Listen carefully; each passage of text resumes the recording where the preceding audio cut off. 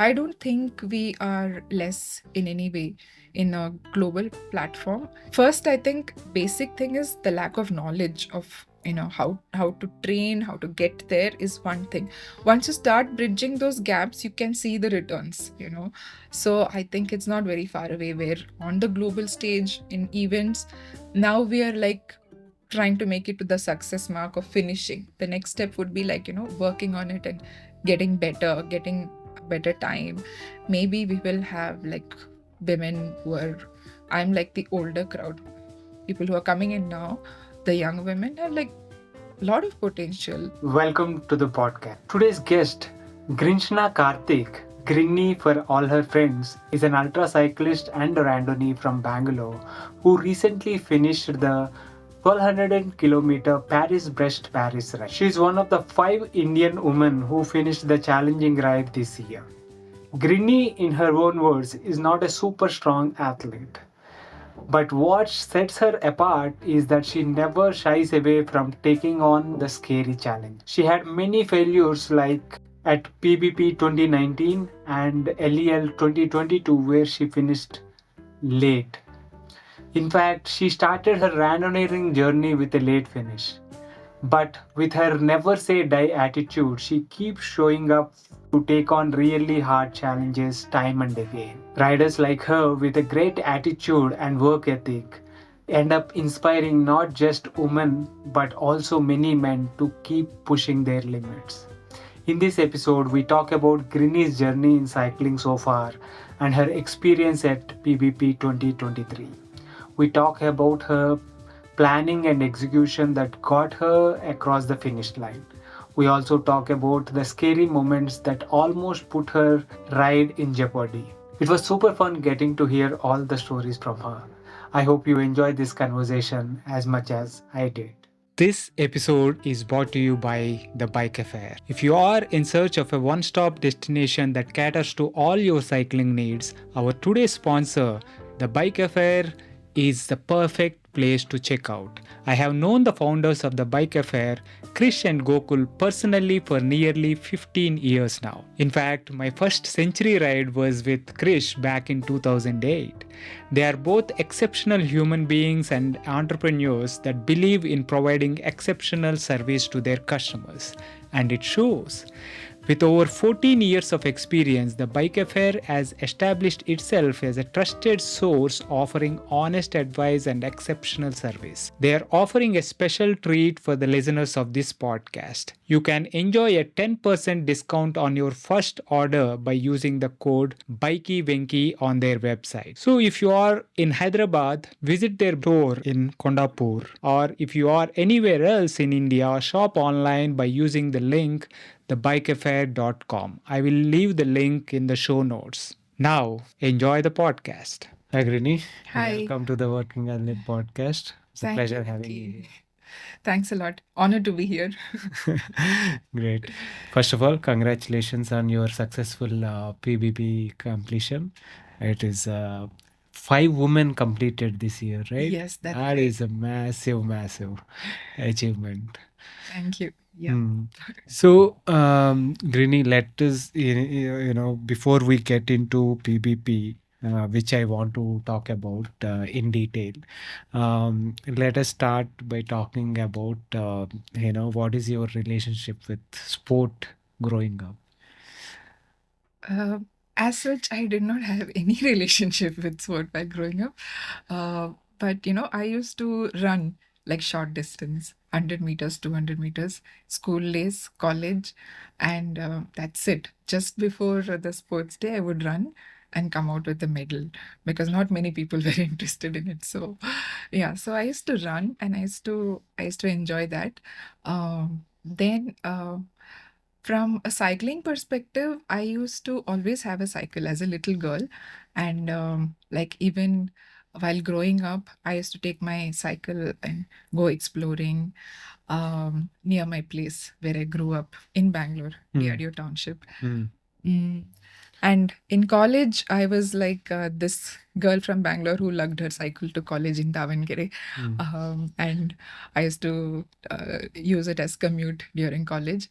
And I was also like, I always had this connection with cycling. So when I was working in the US also, I bought a cycle off Walmart, and I didn't have a clue about what cycling was, but I just needed something to commute. So I used to do all these things.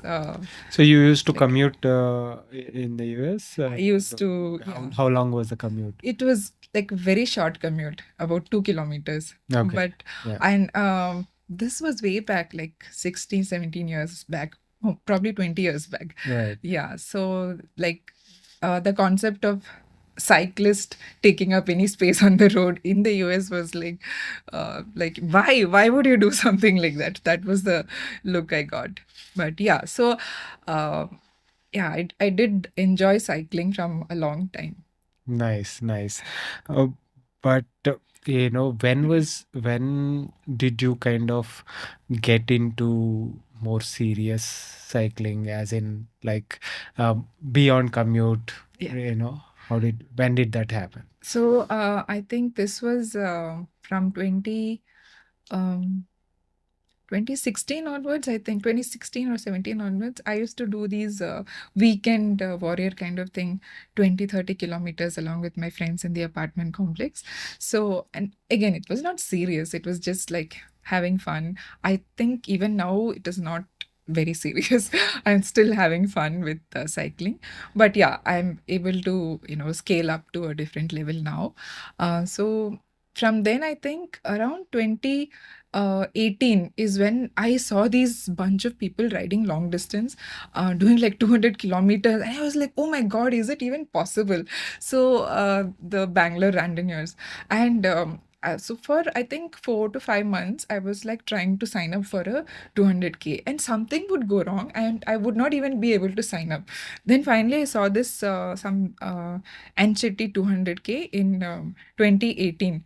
I think June or July sometime it happened. So I was like, okay, this is the time. And finally I was able to register for that, because there's so many other things that have to fall in place to even register for it. So, and a lot of people told me, don't even try it, Grinny. You're not going to finish it. You're not going to be able to ride it. So I was like, I don't want to listen to all this noise. I'm just going to ride, because this is the only opportunity I had, honestly. So I was like, okay, let me just take it and see if I can do it. It's fine. If it's not, it's okay. That's fine. So Ancheti was my first BRM, and it was a late finish by 1.5 hours. But I was very happy with it. I was like, okay, this is possible. At this age, I am able to do something like this. So for me, it was like a grand success in my eyes. So then I thought, okay, maybe I should try to actually finish it in time sometime. Ancheti is a really tough route to kind of, especially for a first BRM. I think. Yeah, It's with a very borrowed hilly, bike right? and all that. My friend's big XL size bike I had borrowed. Okay. Okay. So you didn't have any bike at that time? My bike, there was some issue with my bike, and like a week before that, I was like not sure what to do, and so I borrowed my friend's big bike, but somehow bike didn't have any issue at that time, so it worked out. Nice, nice. So, before we get into the BRMs, you mentioned that you worked in the US. When did you move back? And before you got into cycling, did you what kind of activities were you kind of involved in, or keeping yourself fit using? Okay, so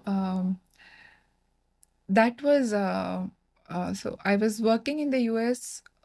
I think I used to go travel and come back to India quite often. So I could never like live in the US. I always felt like I have to come back. So half a dozen times I have gone and lived in various parts of the US and worked there. And like Bangalore has always been like pulling me back. So the last time as a family, we were there in 2012. We returned in 2012. Okay. And yeah, slowly. And then I was thinking like, I should build up my fitness, and actually started with running. So when we were living in Philly, I signed up for my full marathon. Uh, I had not even done a 5K by then. But I went and signed up for my full marathon. Then I was at this nice gym where there was this running coach and all that, and signed up with this running coach. And the coach was like, "Your core is so bad." He put me through this thing. He told me, "Your core is so bad, you can't even run for some time." Then I used to completely avoid him. I used to like, I see him somewhere and duck and go somewhere else because I had signed up. I'm like, I might finish last, but I won't finish that full marathon. So I just broke it down myself and trained myself to it. But I was actually very slow, and but I always enjoyed running. So I just wanted to do it because I liked it. That is something I want to protect with myself, my love for that particular sport. I don't want anything to interfere with it. So running was that, and it's precious for me. I don't want doing a lot of things and making it very structured. So take away that love for it. Right. So how was it?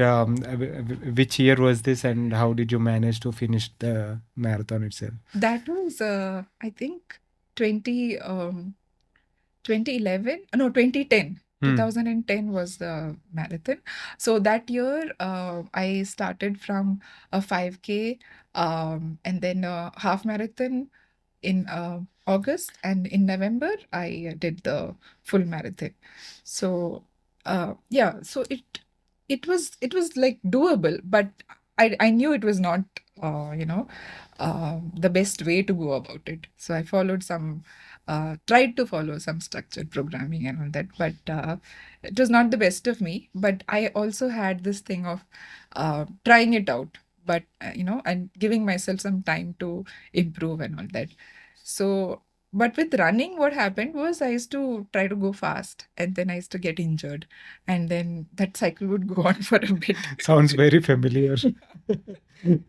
So I had like shin splits for 6 months after that, and then I had to forcefully take a break and all that. So then I turned myself towards yoga to figure out like why is all this happening? Why can't I be like injury free and run just like how I'm meant to run? So yeah. Then I had come back to India, and I took up this teacher training course in yoga, and I found it very nice and very calming. Like every other sport or yoga is also a sport, although it calms you down and grounds you. But I also think it's at a level where you should call it a sport. Right.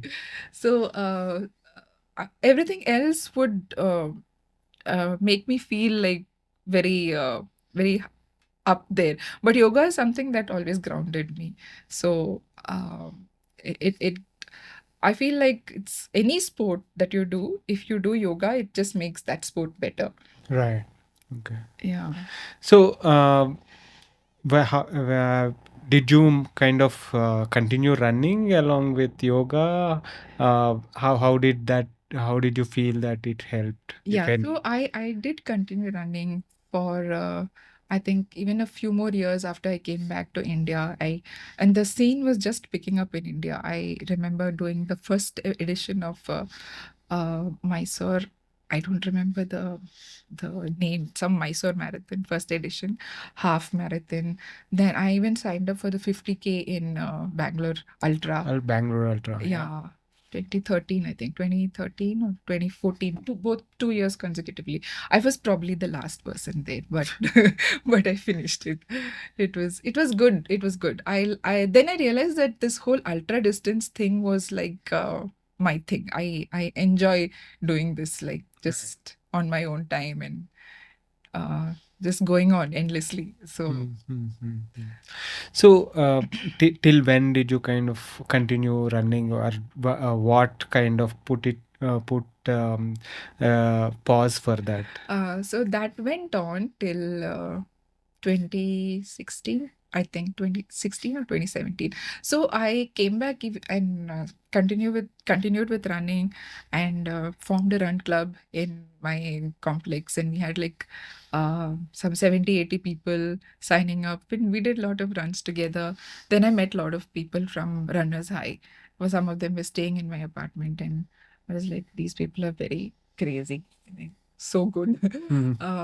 So running was something that I had to take a step back because I had these injuries. And slowly with yoga, I started again. Then when I started getting into BRMs, I mean cycling, it slowly reduced my running, slowly. Right. So much that at a point I was like, okay, I can't do both because this is like very intensive cardio in both. So I chose cycling. Nice, nice. So coming to cycling now, you did your first BRM with Anchetti and did a late finish, you said. But how did the journey from there go for you? You told yourself that I want to try and finish in Yeah. time. So how did that go from there? So the next one was that was in June 2018, and the season was getting over in October, and there was nothing else I could sign up in till October. So in November the new season was starting, and first November was a 600K ride, and and then there was this SR5 thing going on. I had no idea what that was back in 2018. I was like, why do they keep 600 first and then 300, 400 and 200? So I wanted to do the 200, but there was a 600 on that day, and the day it finishes, I was traveling. My son had some football tournament, and I was traveling, so I could not have attended the other three. I had to do the 600, so I signed up for the 600. So you late finish a 200, you can't finish it, and you sign up for a 600. So in my mind, it was like, it's all right. I can't finish a 200 in time, but if I, in my mind, I will see, like, if I take 13.5 hours to finish this 200 within that 600 ecosystem, I will take it as a win. So I decided that, okay, 200, if I do, I'll be fine. And if I want, I'll just, quit and come back home if I can't do that. So then while riding that 200, I was like, oh my God, this feels so good. And I kept on riding, and there was these amazing people, the bunch of people I was riding with. By the time we got to 300, and there was a turn point. This is the Rani Benur 600. Right. So the U-turn point is at 300 Rani Benur. And by the time we reached there, it was like so good. People are singing and having a good time middle of the night. And I was like, okay, I'm here till now. Let's see how much more we can do. We turned around, started coming back from this thing, and around 400, I'm still feeling fresh, not sleepy. Then a lot of people are stopping at coffee day, and people I'm riding with, one by one, everybody is like feeling sleepy, stopping here, stopping there. Then I'm like, okay, what to do? There was one more guy I was riding with, and at that time I was like, better to ride with somebody because I have this tendency to take all these wrong routes. Right. So I was waiting with this person, and he was like 2 hours here, 1 hour there. And then we kept riding. And then we came near Nelamangala. And I was like, oh my God, we have done this much. This much is possible, 570. And so now we have to finish. And then it started raining. Like crazy, it was raining. Then I was like, okay, this is another test. Let's see if it's still possible. And then I realized that time is also not it's getting difficult to do it within time. So then we had to rush. Last 30 kilometers in the rain, we had to like really push it and get there in time. So my 600, I finished like, I think, half an hour before time. So it was like very dramatic. But I was like zapped, like something like this is possible also was like beyond me.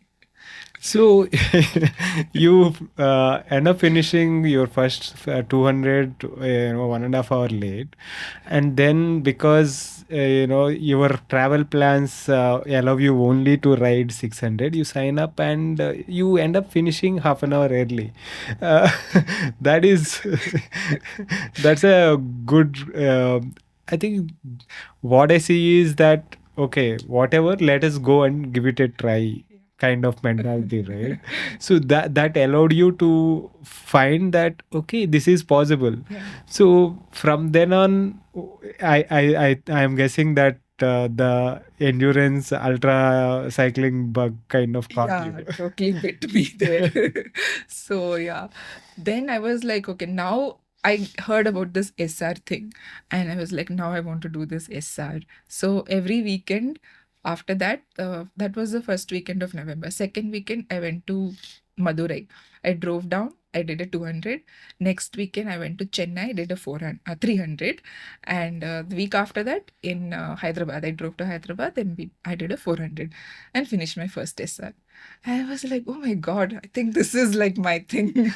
So that was, and then it just, that distance thing and it just blew my mind that, it's something like this is possible. I always thought that I was this a person who could not, like go great distances. Honestly, like for I've never even driven like these kind of distances. Okay. So on my own, here I was taking my car out, putting my bike in it, and driving to Chennai, driving to Hyderabad. I've not done this like in the previous 40 years of my life. My husband has been like, taking care. If we have to drive somewhere, he would do it. Or, so I was like, okay, I'm like feeling like this super independent woman who is able to do all this. So it was something of like A bit liberating. very liberating. Very, it was like, I don't know how to say it, but yeah. Yeah. So you end up doing your first SR in the first few months of deciding to try these BRMs and see what they are all about. Uh, did I think you did a ton more SRs after that. Yeah. So how did the kind of your ultra cycling journey continue in from 2008 to 2019 and 18 and 19 and 20? So the I think I was able to maintain like 2 to 3 SRs per season, like keeping everybody safe. 2 to 3 SRs per season. Okay. Yeah, but no, there are people who do like 6 and 10, and North people are like, mind-boggling. Uh, Some of them have done like 30 SRs, I think. So yeah. So I just look at all that and I'm like, okay, let me at least try to do 2 to 3 and yeah. So I think I've completed 11, 12 this season. Right. Okay. So what is your longest ride here in the Brevet seasons? My longest ride was the ISAN 2000 kilometer LRM, which took place just before COVID in February 2020 Okay. So this is in Thailand, in right? Thailand. Yeah. Right. So let's talk about that. What was the experience like, riding that? That was very tough for me. It was not the distance or from a physical ability perspective. Mentally, it was very challenging for me because I find heat very difficult to survive. So some parts were like very hot, and I was feeling like I'm melting. And I would so I would try to ride through the day. Initial parts of the ride, I would try to ride through the day and rest a little bit in the night and continue riding. But it was so difficult for me that I had to change that in the middle, change the strategy and sleep in the afternoon for a few hours and then, pick up again in the night. Ride through the night. Ride through the night. But the whole the whole ride was such an amazing experience. I think Thai people are the most generous people in the world. They are so good and so kind. It was such a pleasure to ride there. Not once did I feel like, what am I doing? Why am I doing this? That comes into your mind at some point. But even with the suffering that I was going through with the heat and pack of dogs chasing, no, there's no chasing like Thai dogs chasing. It's like Bangalore dogs are very sober compared to Thai packs of them. I don't know from where they'll come out in the middle of the night and chase you. And that is when I started learning how to handle dogs. Yeah, so that was tough for me. Mentally, it was challenging. At some point, I usually don't have this thing of giving up a ride, but in that one, at some point, I was feeling like, no, I just have to stop, and this heat, I'm not able to take it. But I was able to push through that limit over there.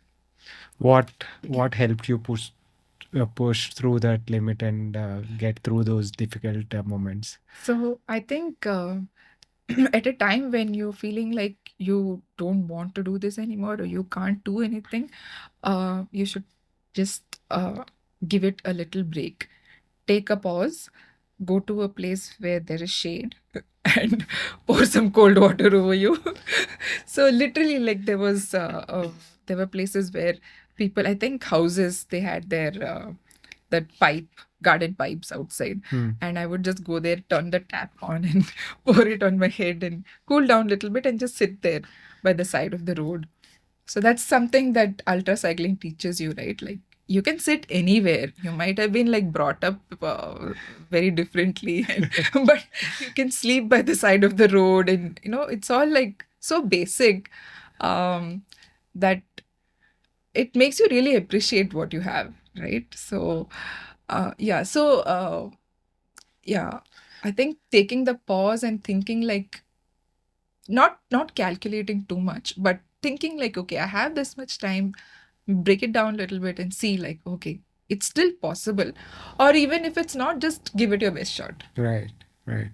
So yeah, I mean, not taking any rash decision and kind of slowing down that thought process and Yeah. pausing and relooking at from a different perspective. Because these negative thoughts have this thing of invading your brain, and sometimes it's like just block everything, because once it gets in, it's very difficult to get it out. Because I know that when a DNF happens, what happens, and if there is a single person around you telling, yeah, quit, I will immediately quit.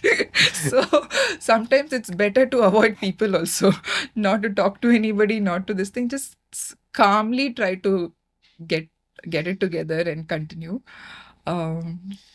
Yeah, so having someone's solidarity in those situations is not a great thing, I guess, to quit. Yeah. Right. So, what that was just before pandemic, you said, ISAN what? ISAN, it was a 2020 kilometer ride in 2020 kilometers in 2020. Yeah. How long did it take to complete? And tight terrain is usually a lot of up and down, right? Yeah, quite rolling terrain like Bangalore, but some of the gradients were really, really steep. Yeah. 16-17%. I remember some of the places. I took I think 176 hours, if I remember right. Right. Yeah. Nice. So you came back from that experience, and how did that experience help you kind of, in your cycling further? Because riding 2,000 kilometers at a go, and that too in unfamiliar territory and stuff. So how did that, Again, it's like this, it breaks those chains again, right? Like, okay, so many possibilities it brings forward, like brings to the front of your mind, like, so I went from unsuccessful 200 to a 2000 in a span of like 2 years. And I was thinking like, and I was not even planning that. It just happened one after the other, So then I was like, I have to do this ride, I have to do this ride. And I was just planning things for the later part of 2020. And then pandemic happened. Yeah. So yeah, So you also did you do a K2K I ride? yeah, that was just before ISAN. I did the K2K, like from west to east of India. That was Kutch to Kamrup. Right, Yeah. right. Who all did? What was it like? It was like sponsored by Lions Club. Right. And so there were folks from Chennai. The Chennai Odex representative had called me about this ride and said, like, there is this thing and there is a bunch of people here and we're looking for women who can join this ride. And I was like, okay, I'll sign up. And I was like, I also called a couple of other women who were, in Bangalore, and I thought who would be interested. So I invited a few more, and one of them accepted. And so we were like, it was like a jolly good ride actually, because we would ride to a certain distance, maybe like 150 or so a day, take a break, sleep through the night, and again you start the next day. And so that way we covered 3,150 kilometers in the span of 20 days. So that was your kind of training for ISAN 2020. Yeah, is it? exactly. Okay. Yeah. Okay. So from then on, how so 2020 kind of went to dogs, so Yeah. to speak. But what kind of riding did you manage through the pandemic and then in So 2021? yeah, so that actually opened my eyes to the whole online training and Zwift and so many other platforms that were available. So I had just bought my trainer about 3-4 months before that to do like structured training. I'm so like a rebel when it comes to structured training. So before that, I would try to do some structured training, follow some training program, but I would be like, after doing it for some time, like, no, this is not me. I can't do this. I would just go back on the road and do something. Then when pandemic hit, there was no choice. Actually, I was not even with my family. I was like in my mom's place. She was not well. She had a fall. I was taking care of her, and then I was there for the next few months. I couldn't go back also. Then somehow one day I went and got my trainer from my place, brought him back to mom's place, and then I was like, okay, let me at least do this. And then it was like I was set. I was like happy. I had the trainer, and life was good with that. So I think you managed to bring the ultra indoors also. Yeah. The SR bug didn't stop there. So I was trying to do like 200, 300, 400, and 600 indoor. So I Crazy it did. is. So I did a couple of 200s, and indoor that time I think 2020 during pandemic was my peak fitness. My FTP was like through the roof, and I could ride with all these fast groups and all that. I'm still trying to get back that fitness. So people used to finish 200 in 6 hours. So I was also riding like that in those big groups, and I finished 3 200s like that, and 2 300s and 1 400, and I just was planning my 600, and it all came back to normal. Yeah, I also did some Everesting, 2 full Everesting and 1 half Everesting, all the pandemic. Indoors. Indoor, yeah. It was good fun. Crazy. How long did it take? Yeah, was it on Zwift, the Everesting? Yeah, so the half and 1 full was on Swift Hmm. and on ADZ. And I think with completion of that full Everesting, I managed to get that badge on ADZ, like when you finish 25 Reputations, yeah. yeah, forgot what it is called. So I was like very happy to get that badge. I'm like, it's all a game. I like hunting these badges. This is just gamification of indoor riding. Yeah. Otherwise, you'll be bored to death, right? Exactly. Riding Yeah, indoors. so my son would do some gaming, and this is my way of gaming. So then yeah, the other full Everesting was on RGT. That time it was not brought over by Wahoo, and it was just RGT. and they did everesting on Everest. So Right. so there were some killer elevations, like 25% gradient and all that. And I don't know how I managed to push through it, but yeah, it was very tough. It was not like the ADZ Everesting on Zwift. Right.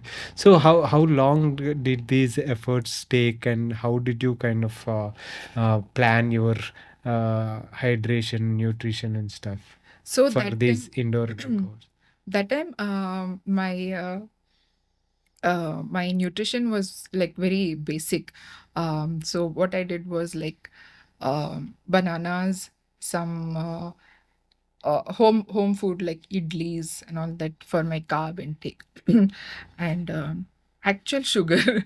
When I used to keep actual sugar, when I could feel that dip in sugar in my body, so I would keep sugar. And once I measured for some shorter rides and all, I measured in grams how much sugar I'm taking through the shorter rides and all that, and then I planned that for my longer Everesting effort and all that. So I had this food station on the side of my bike. Uh, and then every now and salt. I am like a heavy sweater. I don't think I've come across even men who sweat like me. So, like literally, I sweat a lot. Like indoor is I have 4 fans, and with mom's place the AC also was at the lowest. Even then I used to like lose a lot of salts. So apart from the salts that normally you take, I used to keep like table salt also, because that would not be enough for me. Right. So I used to mix both of this, and for the salt intake.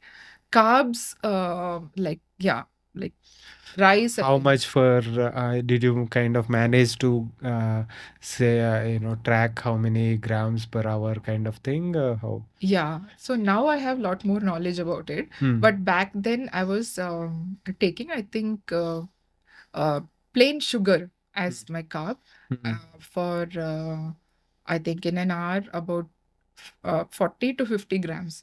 Right. Because I think for my size, I could not take more also. I could not hold down that much of carb. Right. So I'm also trying now to improve that carb intake, because I do see the difference when you carbs are king for for endurance cycling. Yeah. So I used to be an extreme low carb before getting into the cycling world. Right. Keto and very Yeah. low carb. When I started riding, I used to take bacon, eggs as this thing for for my break snacks and all that. So keto. Yeah. I mean, how long did you manage to kind of continue that? So once in the ultra cycling world, it was like it was not feasible, because yeah, it gives you it gives you endless endurance. You keep burning fat and you lose weight, lot of weight. So I was like losing lot of weight, and at some point I don't think the bodily functions for women is like, it's very supportive if you lose so much weight. So I wanted to get back some weight and hold that also. So I had to put carbs back and slowly get back on that. Then I realized if you want to go fast, on keto you can be this endurance bunny. Endlessly you can ride with good energy without the dips, but you can't be like really fast. So if you need that, you need to get carbs. High intensity efforts would actually look for carbs for energy. Quick burning carbs, you need that. Yeah. Good. So now you did all these indoor Everestings and almost SRs in indoors, and then it all opened up and you started riding outdoors. What did you do any rides like LEL or anything like that? So LEL was what, last year? Is it? So how was that experience? LEL was like 1600, right? 1500. 1540. Yeah. That's all. So yeah, once I came out of the pandemic and started riding, I think body also forgot how to ride outdoor. So it was like little bit I think 1 month I had to adjust to riding outdoors. But the benefit of riding indoors was like a lot. So then I was able to improve on a lot of small things which I would not even notice before. And numbers, I love working with numbers and data and all that. So I started keeping track of that. But and then once you get back into the BRM and long distance outdoors, then those things also take a backseat. My structured training in Zwift, because I can't do everything at the same time. Right. So to find a balance, and you enjoy riding outdoor with people, with scenery and all that. No? Right. So you slowly, that my membership I put on hold and I kept riding outdoors. With LEL, I think I was very excited to ride, but my training was like a little opposite. So especially how to manage the sleep. So I'm okay to do like 2 nights of riding, but beyond that, I'm not very well versed with it, you Right. know. So hallucinations and just that physical tiredness also. You might push yourself mentally, but when you do that, you actually end up going very slow. It Right. makes sense to take a break, feel fresh, and ride properly, you know.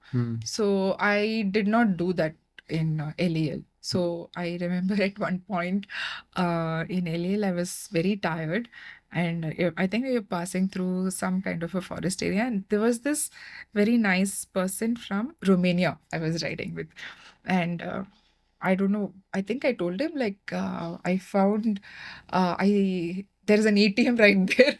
I think I have to go and withdraw money in the middle of the forest. So these are hallucinations, right? Then yeah, I think then he told me like there's a tree there. Go take a nap under the tree, and I was like, wow, perfect tree. And then I took a nice, I think 1 hour nap or something. Then this person, maybe little, maybe longer than that, because the next control was like just 5-6 kilometers I think away. This person was so nice. He came back from that control with the volunteer from that control in a car, looking for me to see if I was still there or what happened to me, because I had not reached 5 kilometers. Right. I should have ridden and reached. Then they asked me like, do you want to go back in the car, the control? It came to my senses like I am riding. I'm in the middle of a ride. I can't. So if I go back in the car, that means that my ride is End of over. the ride, It's it's a DNF. And I was like, no, no, no, I'm okay. Even if it's late, I'll get up and I'll come. So yeah. So I think from that was the point from when I knew that it's not going to be on time. It's going to be a late finish. I slept over there. I overslept over there and lost some time. But I was still like trying to finish it, and you know, How many kilometers into the ride was this? I don't remember exactly. Maybe it was the later half, probably around 900, I think. Okay. Yeah. Okay. And did you manage to continue and finish? Yeah, I did. So I waved them goodbye and then I rode and I met the volunteer at the control. By then, the control was all empty. So you get this sad feeling when you see, like, okay, you're like probably when you're a late finisher. I'm very experienced in that. When you're a late finisher, like you're at the back of the pack. You started with that. Yes. So I totally know that nobody is there waiting for you at the control. Everybody's packed up and gone. So very familiar feeling that was. But I was like, okay, I still want to finish this. And then I met this amazing person. Yeah, then I had like a couple of punchers. And then after that, I met this person. He had finished LEL 7 times. Wow. And he was like in his 70s. And he was riding, and he was riding like, so strong. I just had to like, follow him, stick with him.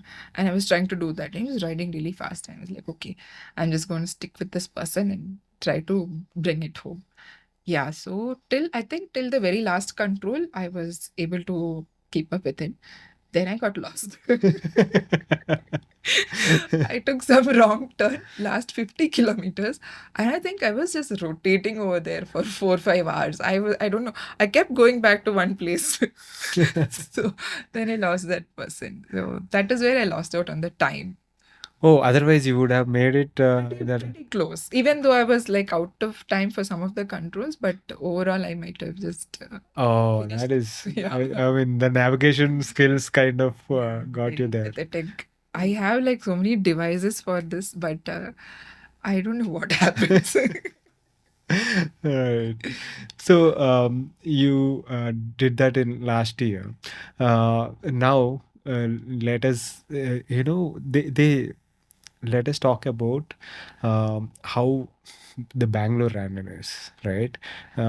I'm always amazed about the way that they plan the routes, so that the difficulty level is there, and it's not like highway riding, just highway riding and all that.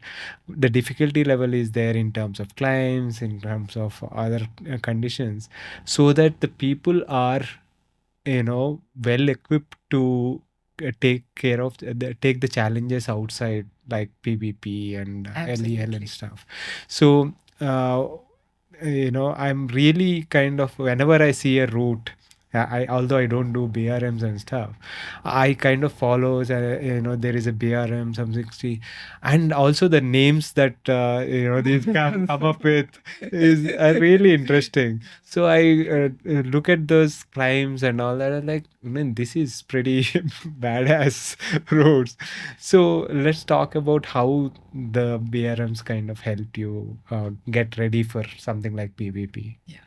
So I think the Bangalore Randonneurs, BRMs and LRMs, they are by itself rides that one should try. Like not something to train for Yeah, for a exactly, PBP or a exactly, LEL. exactly. I think they are very special rides within their own rides. It's They like they themselves are big achievements, I would big think, achievements. right? Yeah. Yeah. So for me, BGB Goa Bangalore is like one of the toughest rides. I had attempted it once before. I think 2021 it was, and it was a late finish.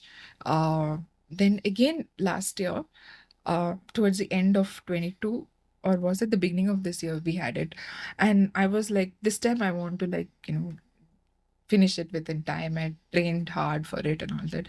But and it was all going well. But towards I think 9:50, that is where I understood that my lack of sleeping, like I can push myself without sleep. But my lack of sleeping, these you can't control these hallucinations that come into your head, Right. and Yeah. that completely disturbs your rhythm, and you can block things, you can block a lot of things in your head, but you can't block things that are not around, what you're seeing when when it's not around, but you're still seeing it. So those kind of things, and lack of sleep is like it doesn't allow you to go forward. So that ride, it was very heartbreaking because I was about 30 kilometers, I think, away from Bangalore. And I had decided, whatever it is, the cutoff time, I'm going back home. I want to finish it in time, or go on time or go home. That was my thing. So the cutoff time, like just 30 kilometers before home, I mean, before the end control. And I called him on, I was bawling, crying, like, I'm sorry, woman, I can't do this. Time is up, I'm going home. He's like, finish the ride, to finish it, it's all right. I was like, no. It's like, I don't want to see those people celebrating and, clapping or whatever for a late finish. I wanted it to be on time. I didn't want to celebrate a late finish again. So I was like, no, I'm just going to go home. And then I called my husband. I told him like, this is the thing. And then I got an Uber and I went back home. So then when I came back home, I was like really thinking hard, like, um, First time is okay, second time is okay, but you need to like work on those things. If you're going again and again, you need to like see what is going wrong. So I think my sleep patterns had to be figured out. And also like nutrition, like how I'm eating, because towards the end I forget to eat. I'm like, I don't want to eat, I don't want to do anything, I just want to ride. I want to finish this ride. That is what is on your mind. So I leave everything and I do that. So I had to step back and see, and I needed someone with perspective also to look at it and tell me like, okay, this is what is missing, and these are the gaps that you need to fill up. So I think yeah, I needed all that to fall in place before I went for PBP. So how did you take what did you figure out in terms of what can be better, and in terms of sleep and nutrition, and how did that help? Yeah.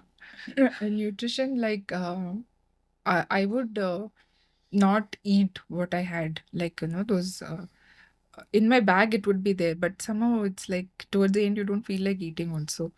So I had to like put an alarm in the by computer to like eat, keep Reminders, yeah. reminding you to eat, hydrate properly. Even the lack of salt also throws the balance off in your head. You become like forgetful and all that. So yeah, small things to fix, like adding these reminders, things that pop up and tell you like you have to do this, eat every hour, and you have to burn your carbs, otherwise it's not going to, you cannot ride on empty. Right. It's not going to work out. Yeah. And then sleep, did you? Sleep also. So instead of winging it and seeing like how much you can do, it's better to take a proper restful sleep. And I think one of the other important things is being clean. Like having a shower makes a lot of difference. For me, I feel like, yeah, sometimes even more than a full restful sleep, a shower makes me feel like, okay, fresh day. I mean, even on a ride, middle of the ride, when you stop for breakfast or something, if you just wash your face and that makes a huge difference. You feel so much fresher. Yeah, exactly. So for me, like after after a 300, if I take a break and take a shower and eat well, or at least get that sense of rest, it need not be like complete rest. Someone told me when I started riding long distance that the day before an event, you're like butterflies and tense and all that, and you may not be able to sleep. Right. And then you work yourself up thinking, oh my God, I did not get enough sleep. And you'll be like, oh my God, how can I ride? But there is no point in working yourself. Yeah, you stress yourself out, and you end up not even Doing yeah, well, or to how much ever is your capacity at that time. So that person told me that even if you're not getting sleep and just lying down, just keep your eyes shut, you still get rest. it is rest. That you have to make yourself believe that you have rested. Right. And next day morning, you have to start like that. So you have to do that. You have to trick your mind into resting like that. So that period of time after maybe every 16 hours or 300 or 400 kilometers, whatever, you take a break and you trick yourself into rest. Take a proper shower, get a little bit of sleep, and then change your kit. All those things make a difference. So for PBP, I was like, I have to finish this. I am not gunning for time. I'm not looking at like fastest time or, not, I don't think I'm at that level. I will finish this well within time. I will try not to repeat a BGB or an LEL. I want to do this in time. So that was the thing that I was going for.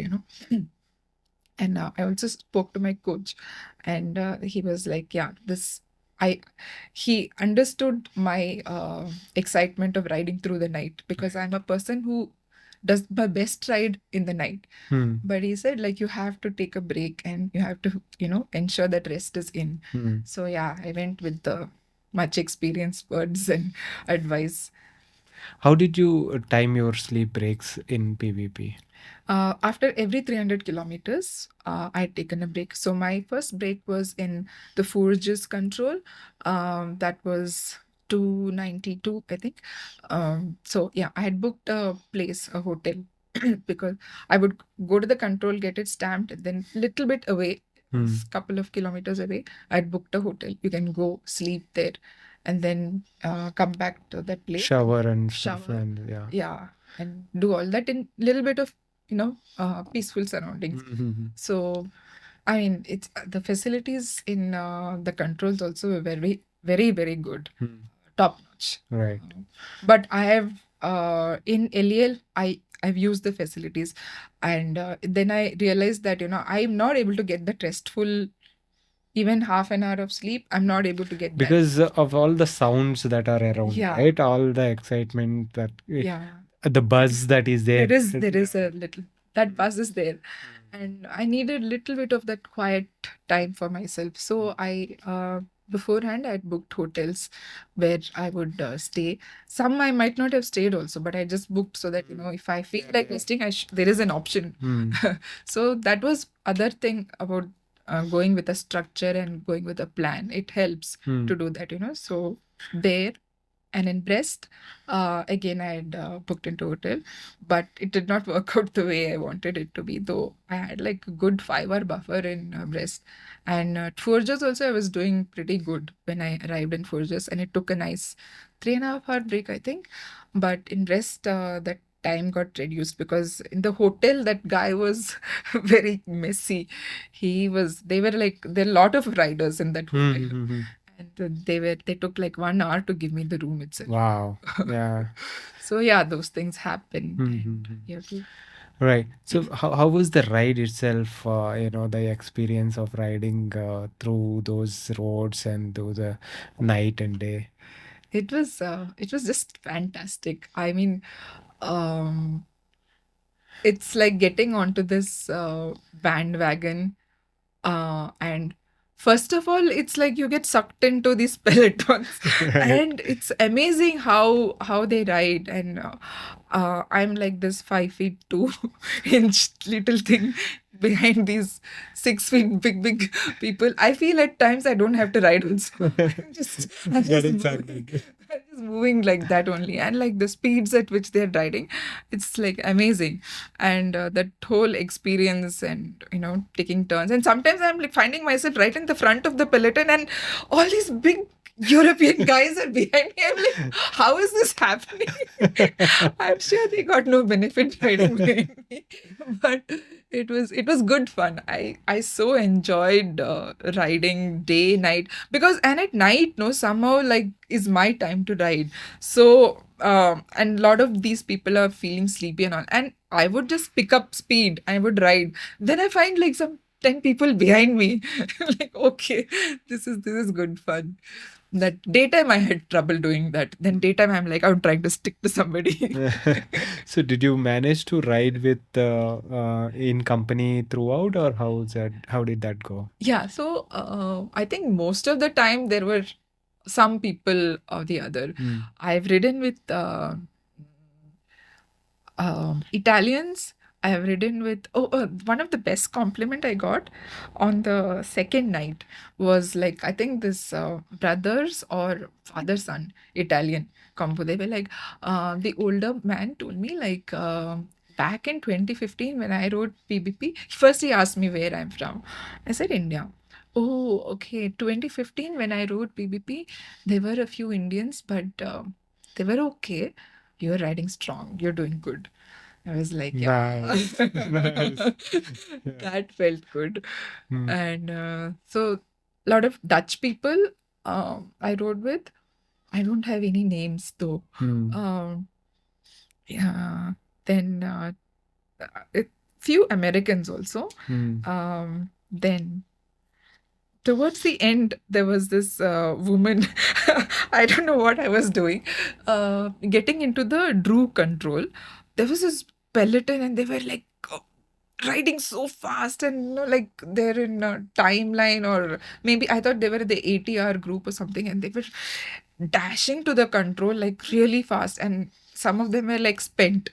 And then I was like finding myself in the front, and the really fast woman, and I was riding with her. We were taking turns and all, and pulling and pellet, and it was like got into the control. I was like seeing their some of their this one. It was like X, I think. So they were in the faster groups. Then this lady tells me like, "You are smelling so good." That was like another great compliment I got, because I was showering every day.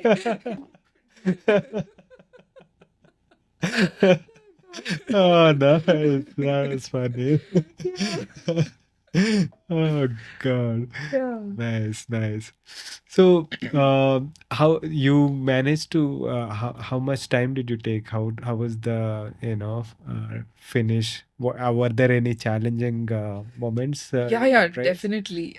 So just before Drew, I think was Villainous, and from Forges on the return from Forges to Villainous was really bad, because it was my bike started rattling, and all those flashback from last PBP came back, because it was making these heavy sounds every pedal stroke. It was it was these loud sounds it was making. I was like, bottom bracket don't break, bottom bracket don't break. I was like all tense, and I was trying to ride slowly to see. I got down, I cleaned the chain, looped it again. So chain was not creaking, but it was internal, and I was like, fork is moving, so this is moving. What is happening? I had no clue. I knew the brake was like making some sound. I figured that out. Then I was like, I just have to get to the control. So my speed was like really slow. I was trying to, I lost a lot of pelotons, lot of the fast folks and all went there. I kept stopping and riding. So there was this mechanical issue that was ongoing for that those kilometers. Then as soon as I reached Villainous, I got down, got that stamped, and then I was looking for this mechanic, and I quickly, there was this really nice volunteer lady who took me to the mechanic, and I went there. I somehow managed to keep my shoes in one place, and then I walked down to, because mechanic was a little away, about half a kilometer away. So I was like, I can't push the bike like this and I left my shoe somewhere. I went to the mechanic, gave it to him, and then I was like, how am I going to go to the food place now? It's like again far away. So that guy was his friend or somebody was sitting there. Some huge guy, 6'4" He had a spare shoe. So he gave me a shoe. I was like this big shoe, tied it very tight with the lace. I was like so thankful. They were so nice. Mickey Mouse kind of shoes, huh? I have all these hilarious things happening with me. And then I went to the lunch hall like that, ate, and I had some pain in my leg, because Villainous was like a lot more climby on the return. And I was trying to, with my bike, it was not working properly. And somehow my leg was cramping, I think, at that time. So I got a massage over there. And then I came back. Then he told me, your brake is completely gone. You can't, you can ride now, but once you finish your ride, you have to like get your brakes changed. So that was the thing, and he fixed it. I think it's still rattling near the fork, but I couldn't hear major noises, and I put on music so that I can drown all the other sounds. I was trying to catch up on speed because I lost a lot of time and Villainous there. So that was one scary mechanical issue there. Yeah. Then to Drew was okay. And from Drew again, it was like flying to the finish, because I was like, I want to finish strong this time. I want to see like, I don't want to, reach like that and limping to the finish. So I started riding. And then there was this very nice American who I was riding towards Drew with him and this other lady and all that. So I think they had left already by the time I started to Drew. But he was there. Somehow I caught up with him. And then to last 20 or 25 kilometers, we just ripped it. It was like dashing to the finish. It was really fun. Nice. Congratulations. That is really, really good achievement. So, I mean, the the thing is, back in 2011, I think was the first time we saw some Indians, going to PBP and taking part in, I think, some 10, 11 or some 15 people went.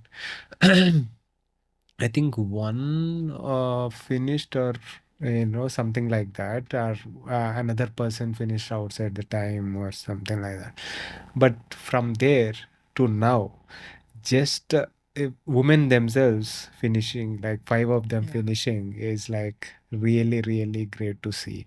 That that is a kind of testament to the kind of work that various Brevet, randonneuring clubs in India, including Bangalore Randonneurs and stuff, are doing, and the growth of the community in general, right? Yeah. And the growth not just in numbers, but also in the capabilities, right? Absolutely. Yeah, it's really, really good to see. Yeah, who are the other women that finished? I think Anjali was there. Anjali Balenge, Jagruti Rathod, Hmm. Vandana Davate, and Dr. Prachi Patil.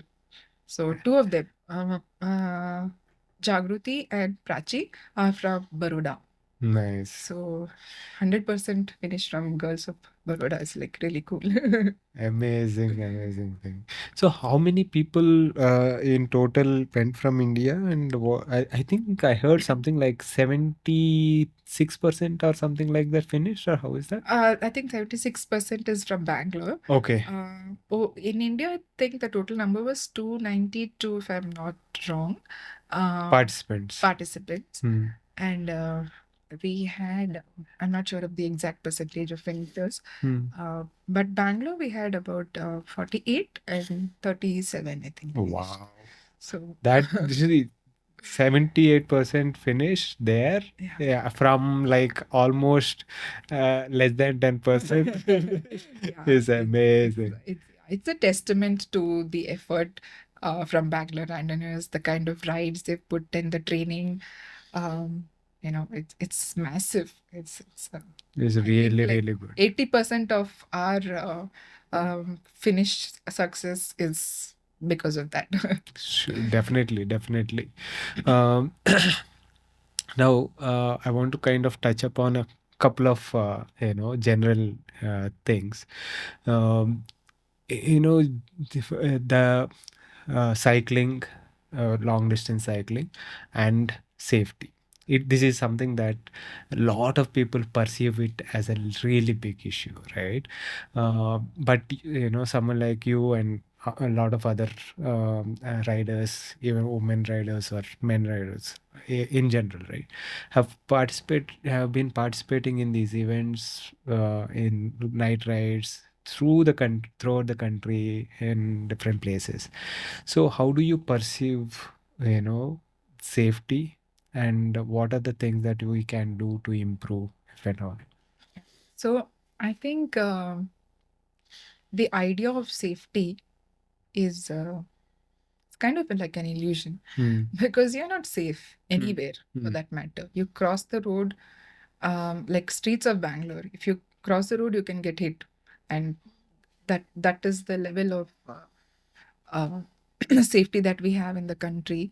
But having said that, I think night riding, even for a woman, is not something that we should shy away from. It's important to be out there, to be seen, because if you want to grow the community, there is no other way. You have to be seen, you have to be heard. It has to become so commonplace that it should not be like you are one of the few who's riding at night, but it should be like so commonplace that it's acceptable by common man that there is a woman riding in the middle of the night, and that's okay. That's perfectly all right. Right. So, so in my experience, most of the times it's generally I've encountered the kindness of people. people are like curious to find out, why are you riding in the middle of the night? What are you going to get? Are you going to get a lot of money? What is it? What is the incentive? So you can, while riding, it's difficult to chat and ride. So I tell them, like, I'm trying to focus. But yeah, this is a ride, and there some of them are like helpful. There are some people coming with some riders are behind, some are in front. Why don't you join them? I'm like, I'm all right, I'm okay, I'm fine. Then they'll be like, okay, all the best, madam. So it's generally like that. So miscreants, people trying to create trouble for you while riding, there are those people also. There will be that, and there will be that in any country. It's not special to India or South Asia, or it's there in Europe, it's there. I think American roads are even more unsafe to ride in. Italy, Italy is also not very safe to ride. So I think it's there. It's there everywhere. But that should not stop you from riding. That should. So I think what we have right now is we are at a good time and place, because we can, uh, try to get things in place now to make it better. So what are the things that will help to encourage more women? I think very basic things like having toilet facilities on a highway, or the villages. Like in France, one of the good things is every village has a toilet. You need that, man, woman, everybody needs that.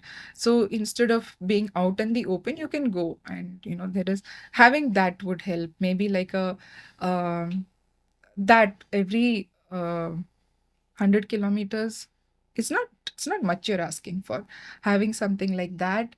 I'm not asking for people patrolling through the night, and we probably don't need that, because we are not, I mean, it's not like everybody out there is trying to attack you or is after you. You don't need that. You just need to create something that is feasible in the long term. Feasible and sustainable. Right. Yeah, I think from that perspective also, like, I would not recommend riding inside the city, but having ridden in various parts of um Europe and all that, I feel like small things creating, especially like Amsterdam, it's such a pleasure to cycle there. It's half the road is meant for cyclists. So we do not, as a country, we do not have to get to the point where, like in Amsterdam in the 70s, they were forced to take that route of shifting to cycling and giving cycling more importance.